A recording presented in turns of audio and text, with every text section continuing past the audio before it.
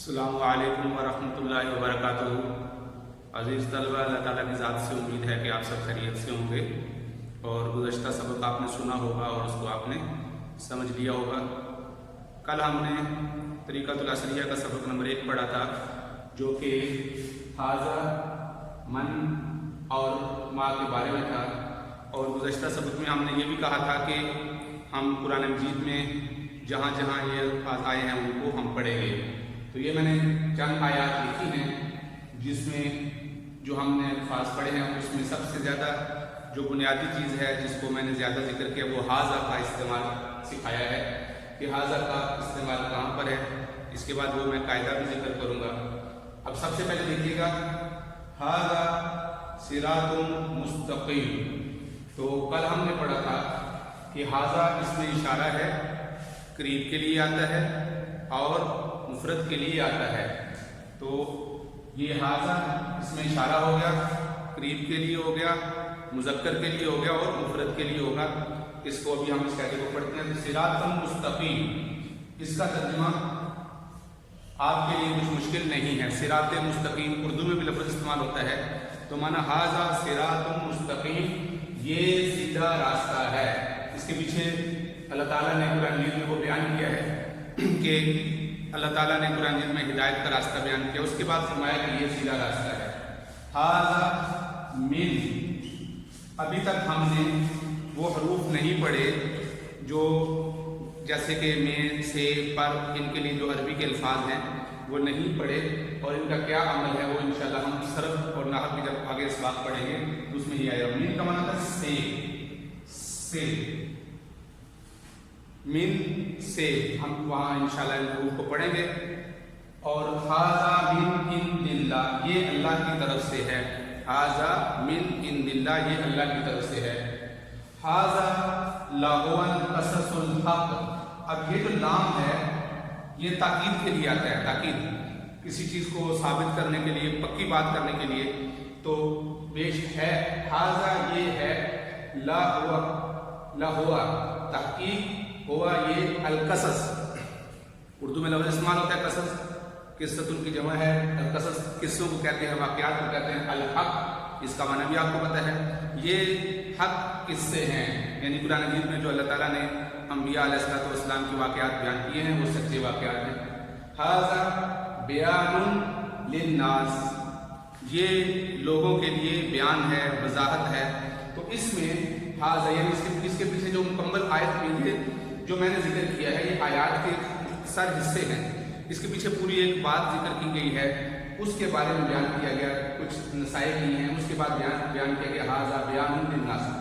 آپ نے ماضی کی کتاب پڑھ لی ہے خلقتا، تو خلقتا کا ترجمہ آپ خود سے کریں گے، کیا معنی ہوتا ہے کہ اس کے اوپر تا کے اوپر زبر لگی ہے تو کون سا سیغہ ہوتا ہے، آپ تھوڑا سوچیں گے تو آپ کو یاد آ جائے گا کہ یہ واحد مذکر حاضر کا سیغہ ہے۔ فعلتا کے وزن پر نصرت، ما خلقتا، تو نے پیدا کیا، اور یہ جو ما لگا ہے یہ جو ما فعل ماضی کے شروع میں آ جاتا ہے تو اس کا معنی تھا نفی، ما خلقتا تو نے پیدا نہیں کیا، حاذا اس کو یعنی زمین اور آسمان کے نظام کو تو نے پیدا نہیں کیا، باطلا باطل، تو نے اس زمین اور آسمان کے نظام کو باطل پیدا نہیں کیا۔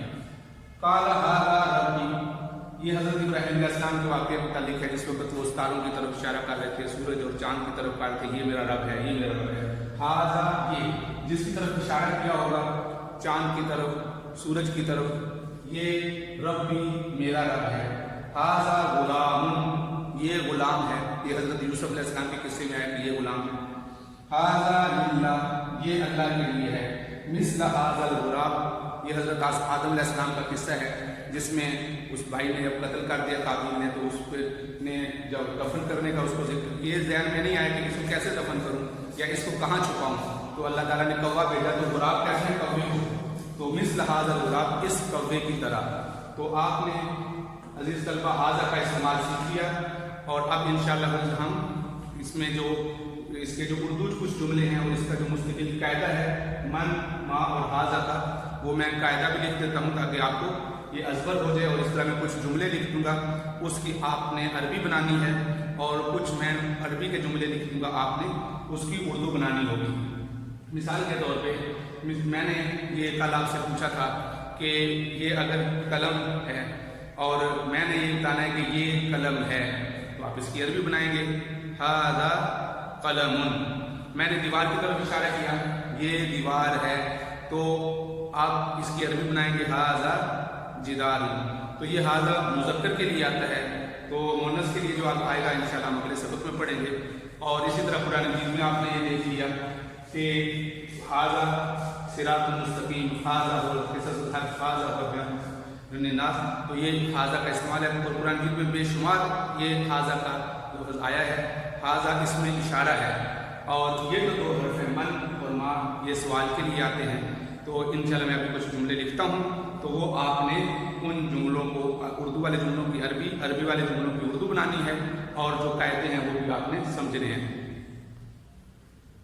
اسی طرح آپ دیکھیے گا، یہ میں نے قاعدے لکھ دیے کہ ھذا کا جو قاعدہ لکھا میں نے، اس میں اشارہ ہے نمبر 1، مفرد کے لیے آتا ہے، یعنی کسی ایک چیز کے لیے آتا ہے۔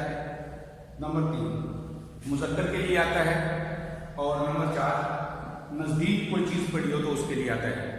جیسے یہ دیوار میرے قریب ہے، تختہ سفید میرے نزدیک ہے، تو اس کی طرف اشارہ کرنے کے لیے آتا ہے۔ مفرد کے لیے آتا ہے، مذکر کے لیے آتا ہے۔ اب مذکر کیا ہے، مؤنث کیا ہے، اس کی نشانیاں کیا ہیں، وہ انشاءاللہ جب ہم مذکر اور مؤنث پڑھیں گے اور وہاں انشاءاللہ ہم اس کو پڑھیں گے۔ اور دوسرا لفظ ہے ما، یہ سوال کرنے کے لیے آتا ہے، اس سے سوال پوچھا جاتا ہے، کسی چیز کے بارے میں سوال کرنا ہو تو یہ ما کے ذریعے سے استعمال ہوتا ہے۔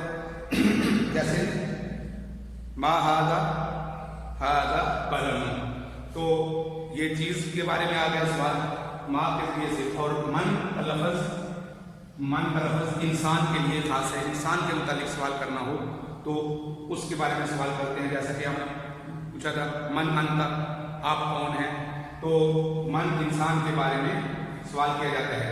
جیسا کہ اگر ایک استاد سامنے کھڑا ہے، شاگرد ہے، تو اس کے بارے میں سوال کریں گے کہ من ھذا، تو کہا جائے گا ھذا تلمیذ، ھذا مدرس۔ اور اگر چیز کے بارے میں کرسی کے متعلق سوال پوچھنا ہے تو ما ھذا، یہ کیا ہے، تو ھذا کرسی۔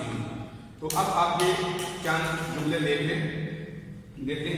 جیسے ھذا یہ قلم ہے، یہ دیوار ہے، یہ چھت ہے، یہ استاد ہے، یہ کتاب ہے، یہ شاگرد ہے۔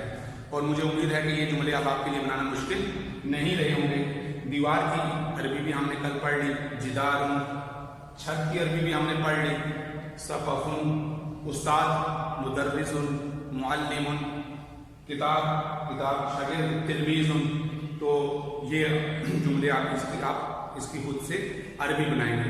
اب میں چند جملے عربی کے لکھوں گا، اس کی آپ نے ان کا اردو آپ نے ترجمہ کرنا ہوگا۔ جی آپ دیکھیے گا، اب کچھ شکلیں آپ کے سامنے میں نے ڈرا کی ہیں۔ اب آپ ان کو دیکھیں گے کہ سب سے پہلے انسان ہے، تو اس کے متعلق سوال کیا گیا ہے، تو اس کے ذریعے سے سوال کیا گیا من ھذا۔ آگے آپ اس کا جواب خود سے دیں گے، معلم، مدرس، رجل کہتے ہیں آدمی کو، ولد کہتے ہیں بیٹے کو۔ آگے دیکھیں، اس تصویر کو غور کریں، اس کا جواب ما ھذا، یہ سوال کیا گیا ہے، آپ نے اس کا جواب خود سے دینا ہے۔ اب آگے دیکھیں، ما ھذا، میں اس سے اشارہ کر کے پوچھتا ہوں، اگر اس کا اشارہ کرنا ہو تو اشارہ بھی کیا جا سکتا ہے۔ تو ما ھذا اشارہ کیا جا رہا ہے، تو اس کا جواب دیں گے۔ آپ اس کا آپ تصویر دیکھیں گے تو یہ سوال پوچھا گیا ہے ما ھذا، اور یہ کھڑکی ہے، سوال پوچھا گیا ما ھذا۔ تو آپ ان تصاویر کو دیکھ کے جو آپ دے سکتے ہیں، آپ ان کی عربی خود سے بنائیں گے۔